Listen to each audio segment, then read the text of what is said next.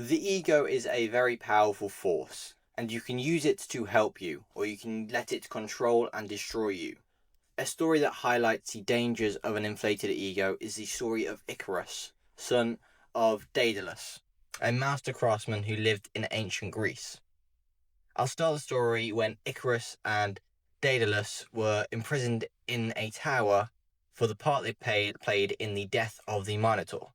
Whilst imprisoned, Daedalus was desperate to find a way out, and crafted a pair of wings for himself and Icarus, built from feathers and wax, which they would use to fly their way to freedom. Daedalus specifically instructed Icarus to neither fly too high, as the wings would melt under the heat of the sun, nor fly too low, as the feathers would get logged with seawater. Together they flew out of the tower towards freedom. However, Icarus soon forgot his father's warnings. Enthralled in the wonders of flying, Icarus flew higher and higher until the wax started to melt and his wings dissolved, and Icarus plummeted into the sea and drowned. Due to Icarus's excessive pride, he flew higher and higher until he flew too close to the sun and got burned. This is a prime example of where the ego has been given control and caused destruction. You probably won't get burned as bad as Icarus did, but the point still stands. You need to keep your ego in check. I do believe there are times when you need to be arrogant and haughty, and if you can do it correctly, it's fucking cool. But it's probably not the most optimal baseline state. I have quite a lot of trouble with my ego, because I genuinely think and believe that everything is beneath me, with a few exceptions. It also doesn't help that I have full faith that I am God's golden child, that I believe God showers me in love and gifts, and I truly believe that God has my best interest at heart. So I am full of ego, and I am actively fighting it and tempering myself to not be an arrogant prick. It still leaks through, and I've recently made a commitment to people close to me that I will cage it. But my baseline state, or the baseline state that I've made and become, is one of pride and arrogance. This has a high chance of leading to my downfall if I don't tame it, and I have already been burned, one quite recently. Me and my best friend decided we wanted to see the sunrise at the top of Mount Snowdon. So after writing up a very short plan, we went for it. We got there the day before and slept the night in the car, so we'd be ready to start walking in the middle of the night.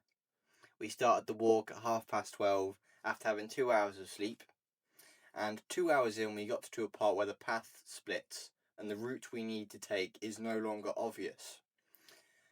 If you can't tell by this point, we had no navigation system, had no idea of the route we had to take, and it was pitch black.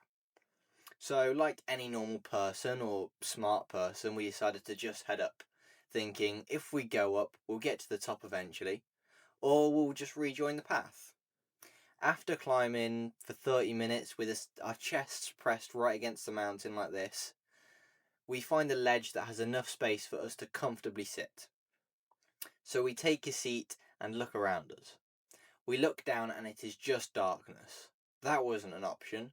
So we turn around and look up.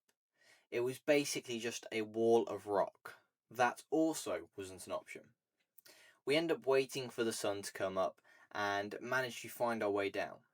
But sitting there in the darkness for hours in silence was quite overwhelming and retrospective. I'd previously preached to my parents about how easy it would be, and that I was a king. I'd done Snowdon before, so I was confident I could do it again. Even though it was during the day and along a different route with other people. So, with little to no preparation in the darkness, with both me and my friend being from the city, we thought we could conquer Snowdon. Our thinking was arrogant, and we got burned. I look back on that moment and think that Snowdon let us live rather than we survived Snowdon. It was a good lesson, and I have learned that preparation needs to be done whenever you're taking on a challenge like that. Even though Snowdon is a small mountain, whenever you are going to do anything, you need to prepare for it. I've told you how you shouldn't use your ego, and what could happen if you get too arrogant, but I haven't stated how you can effectively use your ego. The ego is great to use when you are facing a challenge. The ego hates losing. It can't stand it. So it forces you into a state of fight or flight, and it usually picks fight. It fills you with energy and power, and it will do anything to win. If you need to get shit done quickly, delve into the ego. It is a power source that is immense, and because it's so haughty and arrogant, it wants to prove that it's the best, and it wants validation that it is the best. So it does a lot of things to get that validation. So it's a great source of power and a great way to get things done. Though whilst I've told you how the ego is great and where it works, in what environments it works in, it is shit when you are dealing with something sensitive. It only wants to win. It has no reason or quality to do anything gently, because it wants to crush the competition. It wants to look down on the world. So if you're having a serious and emotional conversation, leave the ego out of it. It will cause destruction and devastation, and you'll only be having a battle rather than a conversation. The ego isn't subtle. It is aggressive and overpowering.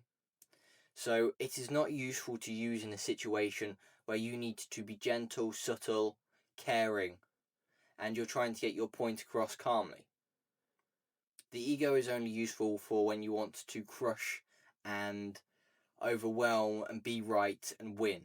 Though the ego is an integral part of the human experience, because it is almost the personality that we develop as we grow up, and it is this desire for survival.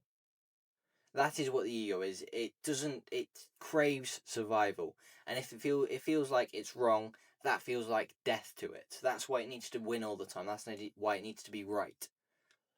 So it is an integral part of your human experience, so you shouldn't cast it away.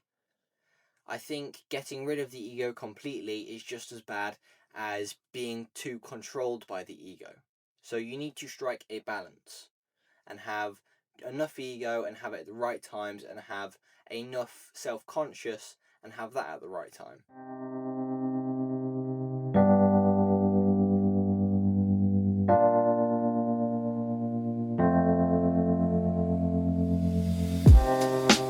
Living for weekends, wishing I could take a break from this world.